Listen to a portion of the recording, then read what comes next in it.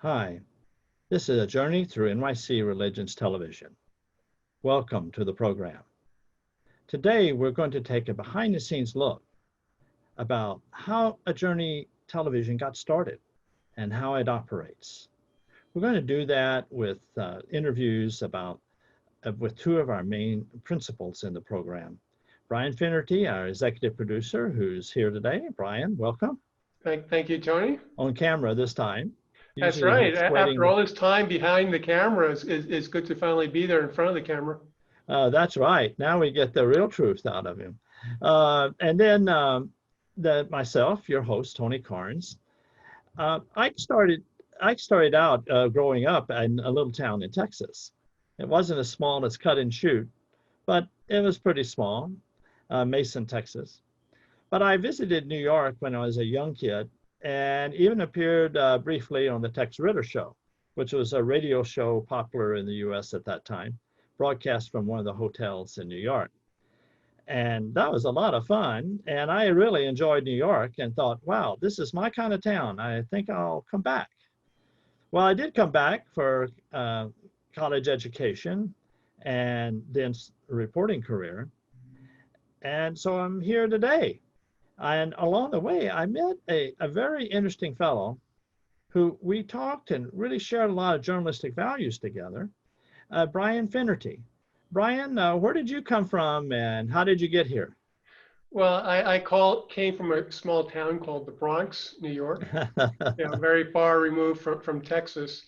But That's a frontier. That's right. That's right. Well, there are certain jokes about the Bronx I think I'm going to avoid. But in any case, yeah. So you and I had known each other for a very long time. I'd been working in journalism. I've been working in the communications office for Opus Dei for 25 years. And I worked with you on certain stories or met you at various conferences. And I had a lot of respect for your approach. And yeah, got started thinking about doing a program. And I can tell you about that. And then I thought it'd be interesting for us to work together on that. What's for our viewing audience, and actually I had to sort of figure it out too myself. What's Opus Dei? So Opus Dei is a Catholic organization that tries to help people come closer to God in their work and everyday lives. It's founded by a Catholic saint, Saint Josemaria Escriva, who was canonized by Pope John Paul II in 2002. And the idea is that everything that you do in your ordinary day-to-day life, being a good father, mother, worker, all that can be a way of living out your Christian faith and a place for you to encounter Christ. So I've been working, I used to be a journalist myself and then was asked to work in the press office for Opus Dei. And so I've been doing communications for Opus Dei since then. Now, along the way, we interacted over various stories. And one of the big things that you produced to help religion journalists was during a briefing, an extensive briefing before Pope Francis's visit to New York City in 2015. Mind you, he went to Philadelphia also, but I'm forgetting about that part of it. He came to New York City and he actually said the best part of their trip was in New York City in 2015. Tell us a little bit about that, because it was a very impressive preparation for us journalists who had to cover this significant visit. Sure. Well, the Opus Dei in Rome has done a series of seminars for journalists on how to cover the Vatican and the Catholic Church from afar. And under that banner, we organized a seminar for journalists uncovering the visit of Pope Francis. And so it was really quite exciting place. I mean, here you had folks like the New York Times and the Associated Press and Time Magazine and many of the most important players in terms of covering the papal visit. And then you had many of the most important people involved in organizing the visit: Archbishop Chaput of the Archbishop of Philadelphia, or the Vatican Nuncio to the United Nations, and they were basically their amazing accessibility, hanging out for the day with all these key journalists, just basically available to talk to them about the significance of the visit and what to expect. And Things you know from what? the overall message of Francis to how to get cameras from point A to point B. So it was exciting to be And what was part of really that. significant at that time is that Pope Francis was seen as sort of from the lefty side of the Catholic Church, and they wondered how would he interact with North American capitalism and the North American Catholics, who are sort of a more independent bunch. And so there was a lot of discussion about that, but you got really a lot of people together that knew Pope Francis, his biography, had written wonderful biographies of him, and knew him from the beginning, knew the nuances of his approach. And then at the same time, we got to talk to American Catholic leaders who also had, their own understandings and nuances. And it was really a fascinating. So even before the trip came, we had this fascinating behind the scenes look that was really, really important for the world, because Catholicism is one of the major religions in the world. And of course, the United States, which has many Catholics, but also is the #1 country in the world in many aspects. Yeah. So And for how me, are those two going to Yeah. mesh and get together? And I thought it was a really, we covered a journey rather extensively. We asked the various religious leaders, Catholic, Buddhist, and so forth, how they were going to respond and what they wanted Pope Francis to say or do. And of course, some of them are also the ones that were down with him at the 9/11 site, which we also covered. I would say for me is actually quite moving being a part of it too. Like I remember hearing one journalist who's sort of like quite hard-nosed, professional, everything like that, keeping her distance from the subject, to an exquisite degree, saying, for example, how moved she was at seeing Pope Francis and the visit that he had, I think it was to a soup kitchen, something like that, and the way that she saw him interact with people, and just to see the Pope there, to see the way he was touching people, it was really a pretty moving experience for me. And yes, those experiences are moving. They're also, you really get to see other people, how they work as a journalist, and it pushes you to do something new and interesting for your audience. We not only covered it, but we kept covering religion in New York City. And you yourself, but we were always looking for new frontiers to sort of move forward in. And you yourself were looking for a new frontier for yourself to do more video and new television. So you started working on that. Tell us a little bit about that, and then how did it happen that we came together for a television program? Well, I had been involved in Opus Dei for a long time, as I said, and then I've been involved in various video projects, wanted to get a little bit more deeply involved. And one of the extraordinary things is for public television, there's this entity, Manhattan Neighborhood Network, which the show is carried by. They provide facilities, high-end facilities, training, all that for virtually free. And they basically give you the opportunity to say, hey, you want to produce a show? We can give you the resources to do that for free. And yeah, I thought that sounded like a lot of fun. And I had certain things to bring to it, like I had gotten the technical expertise. I had knowledge of the subject matter. You have a long track record as a journalist covering religion. And I thought the two of us working together, I had a lot of respect for your approaches to things. I thought it would be a good partnership. So years later now, here we are. I think it's worked pretty well. Well, that was in 2018, and we right at that time, I was thinking about how could we push forward in new ways. We had pioneered online, many aspects of online religion reporting. We did the first 360 report in the United States. We did for religion, and we did many new innovative things in our own magazine, online magazine, A Journey Through NYC Religion. But when we had done much video all around the city, but we didn't really have a video program. And I was thinking, how could we maximize and push forward in this TV area, which I'm not a TV person per se. So I was thinking about how to do that. And then you get this call, and it was exactly right at that moment. Yeah, And it's providential. yeah, it was, yeah, it really was. I felt like it was really just something that just was really brought together. And we did our first program in December 8th. Now, we had an advantage. We had really first-rate equipment. We had very low cost. We pay you at least a Starbucks coffee once in a while. Yeah, you know, I have to tell you, Tony, I had to lobby for a long time to get that Starbucks reimbursement, you know. I know. I was afraid it was going to bust our budget. But that's right. That's right. Thank goodness for the pandemic. We haven't had to have to pay for that lately. But kidding aside, we arrived in December 8th to do our first program, and we really faced our first really big test, which if a program is really going to make it, you got to be technically good. You've got to have interesting subject matter. You've got to do a good interview, but you're also going to have those moments where you got to meet big challenges, and that's going to determine whether you really make it.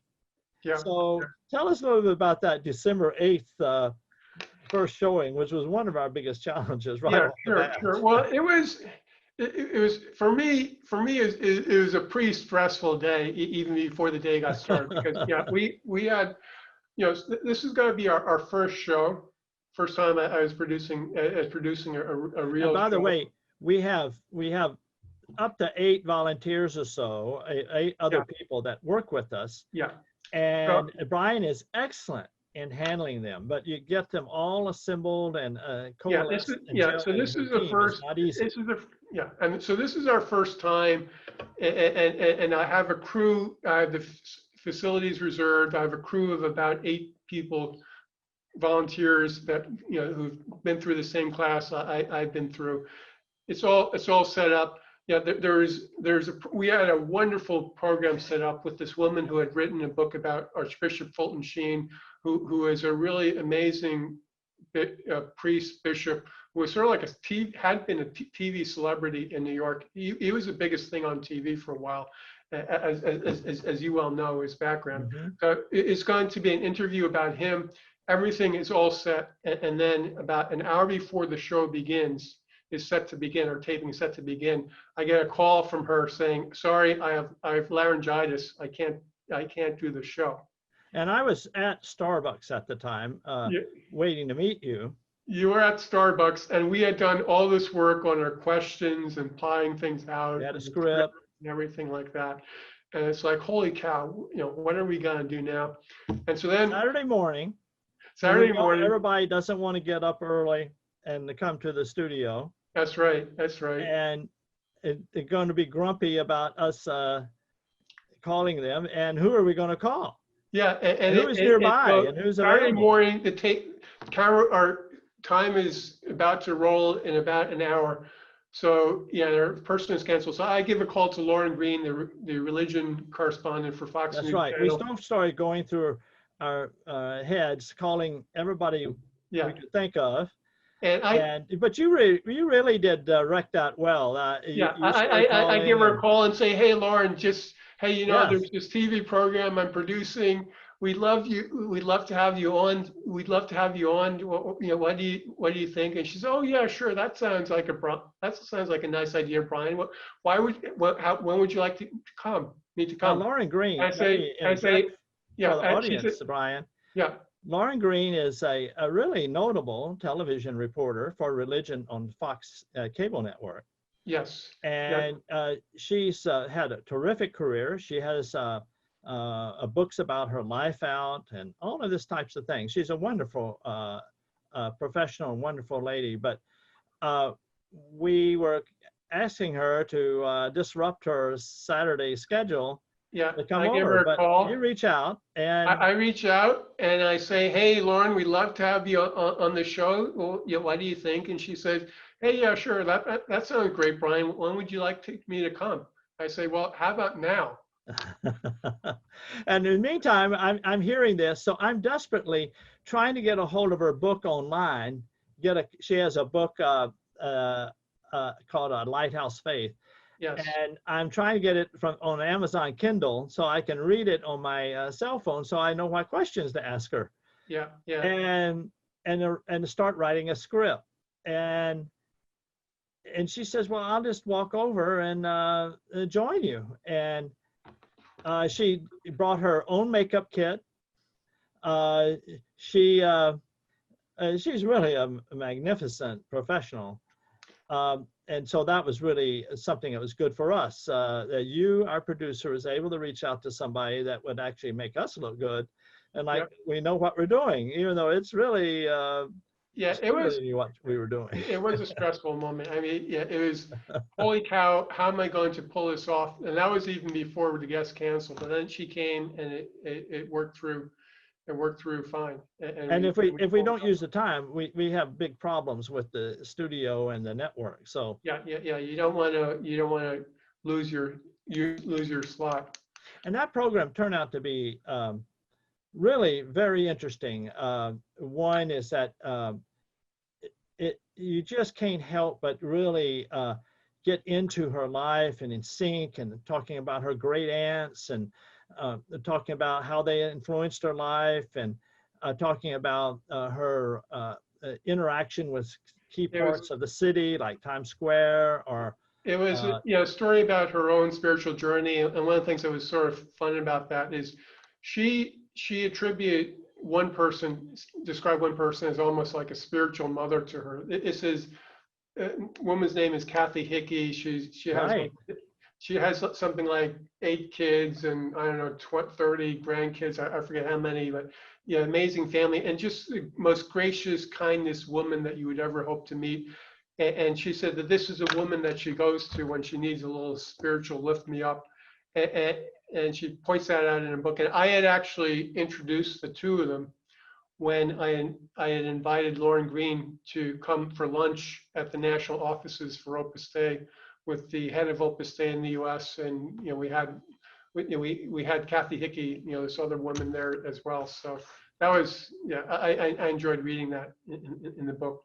But speaking about spiritual journeys, so our audience, very often journalists are like, hey, I don't want to talk anything about my own religious background. I'm objective.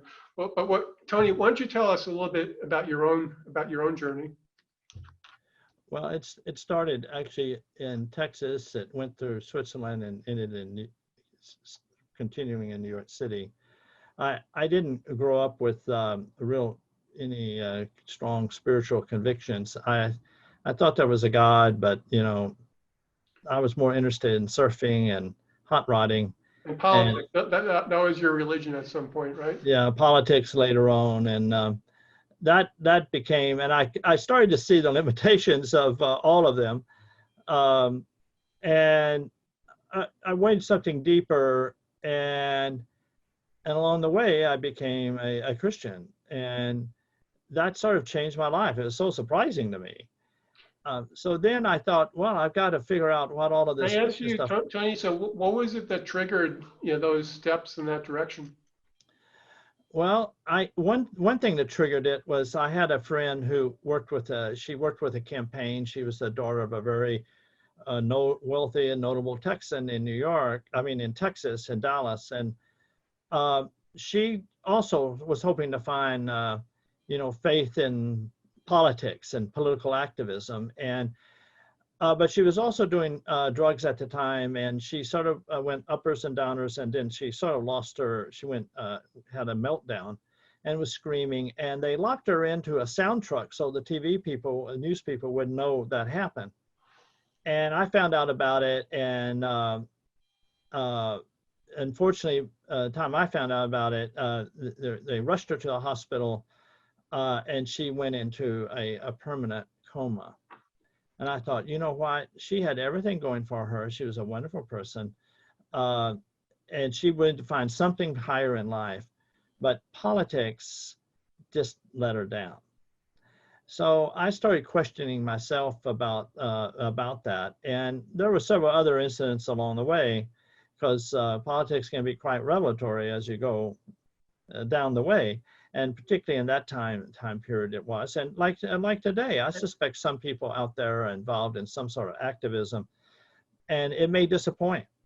And it's It also, may it be, can be a really, like a tough business to be in, a really, like hard edge business to be in, which must sort of make you question where you're coming from. yeah. I was an advance man for a campaign and a couple of campaigns, and advance men are supposed to get things done, and you get pretty hard edged. And I started looking at myself and then saying, what have I become? But I didn't really know where to go. But I, I became started learning more about listening to other person and uh, seeing what they had to offer, even if I didn't disagree with them. Maybe that was a background to a journey. I mean, it started way back then.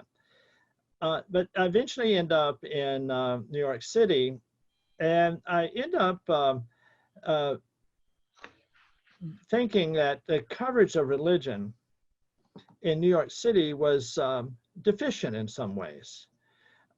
It was sort of it was sort of hostile to religion, and when it wasn't hostile, there was not much about religion in the news stories. Or they did stories that were quite objective, but they didn't convey a feeling about them. Yeah, one thing I've heard some journalists say, which maybe captures that concept, is sometimes you ask someone, a religion journalist, how did you get into covering religion? And they'll go into great lengths, almost as a source of pride. Well, I knew absolutely nothing about religion. Yeah, and then someone asked me, hey, I was wondering if you would be willing to take on this beat, and so I did that. But you wouldn't, someone who's covering sports or classical music or something like that, it wouldn't be a source of pride that, hey, I knew absolutely nothing about this field that I'm covering now. What's your take about why you sometimes tend to run into that? Well, I think part of it is that, and people say, well, the journalists are biased against religious faith and they're biased against conservatives. But I think actually, and they often look specifically on that, but I think we need to look at the training and the newsroom culture that causes the problem. The training typically holds, journalism training typically holds up investigative journalism as the pride of journalism, the exemplar of what good journalism is. And I believe in investigative journalism. I was an investigative journalist, but one thing investigative journalists, if it's the ultimate in journalism, it means you start off with skepticism. You start off with a distance, a suspicion. You may cover it up with a smile because you want to get the interview, but deep down you have this suspicion. And in fact, your people that you interview pick it up. And then later when you do something, report something bad about them, they feel you betrayed them. And it creates distrust. And furthermore, people know that you don't necessarily like them when you make this to say, oh, I'm just objective, but you're really not, you don't feel it inside. Stanford social psychologists found that ordinary people have an 80% reliability in figuring out how other people think about them, whether it's positive or negative. Yeah, and I think there So may journalists, be, you're not fooling anybody. I think there may be sort of a real reluctance to look sort of like deep into how it touches people's hearts. Yeah, I mean, it's often covered just solely in terms of conflict or this and that, but with the real active interest of the deep impact that it has. I remember one journalist told me a story. Well, is that Michael? What's his name? The guy, former big religion reporter from the Boston Globe. He had done a story about Eucharistic devotion in parishes around Boston. People going, visiting parishes and just quiet prayer in front of a tabernacle, in front of what Catholics see as the body of Christ preserved there in the churches. And how a bunch of people are being quite moved to have that that devotion was catching on in Boston. And I thought it was one of the most moving articles I had seen. And this was coming from the same guy who had spearheaded a lot of the sex abuse coverage. I thought this was a really, really great article. He said that he had gotten some negative feedback saying, hey, your terminology wasn't exactly right. And he said, gosh, I'm never going to write a story like that ever again. But yeah, but that's a shame. I think that there is a real sort of reluctance to talk about really the real impact of religion in people's lives rather than some of the peripheral stuff, which can be important.